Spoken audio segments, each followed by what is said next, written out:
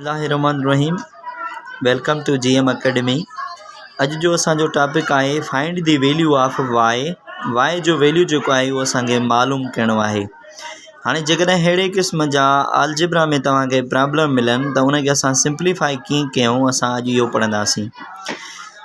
सब खां पहिरियां हिते लिखंदासीं सॉल्यूशन ऐं उन खां पोइ वेरिएबल टर्म जेके आहिनि जिन सां वेरिएबल असांजो आहे कोएफिशिएंट सां गॾु उनखे अलॻि करे रखंदासीं ऐं कांस्टेंट टर्म जेको आहे हिनखे हेॾे शिफ्ट कंदासीं। यानी हिनखे लिखिबो 2y ऐं हीउ जेको कांस्टेंट टर्म आहे हेॾे प्लस जो आहे हेॾे शिफ्ट कबो त इहो छा जो थींदो माइनस जो थींदो। हाणे असांखे y जो वैल्यू खपे, ठीकु आहे, त हिते y is equal to -6 same रखंदासीं।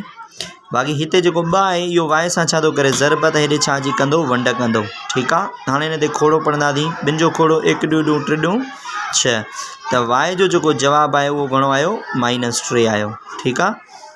अहिड़े नमूने असांखे ॿियो दर्जो मिलियल आहे 2y + 6 अपान में जेको आहे 2 इज़ इक्वल टू 5। हाणे हिन क़िस्म जे दर्जे खे असां वरी कीअं सॉल्व कंदासीं। साॻे नमूने हिते लिखंदासीं सॉल्यूशन।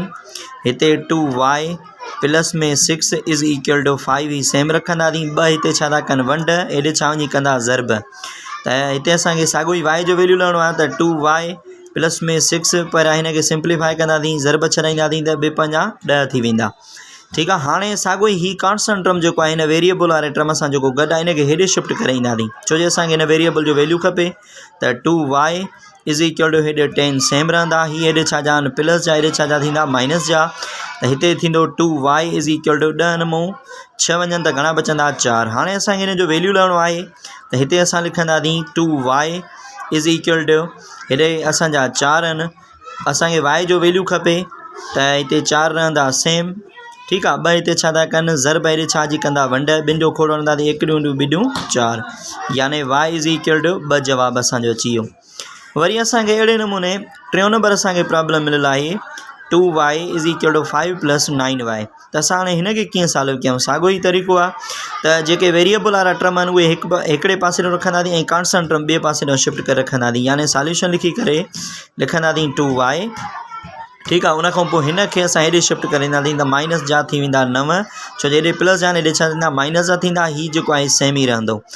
हाणे 9 नमूं 9 माइनस जा आहिनि प्लस जा आहिनि 2 त कट कंदासीं त माइनस जा घणा बचंदा 7y इज़ इक्वल टू ही जेके आहिनि 5 सेम रहंदा, ठीकु आहे। y जो असांखे वैल्यू खपे त y इज़ इक्वल टू हेॾे 5 रखंदासीं, ठीकु आहे। हीअ हिते छा थो करे ज़रब, त हेॾे छा जी कंदो इहो वंड कंदो, ठीकु आहे।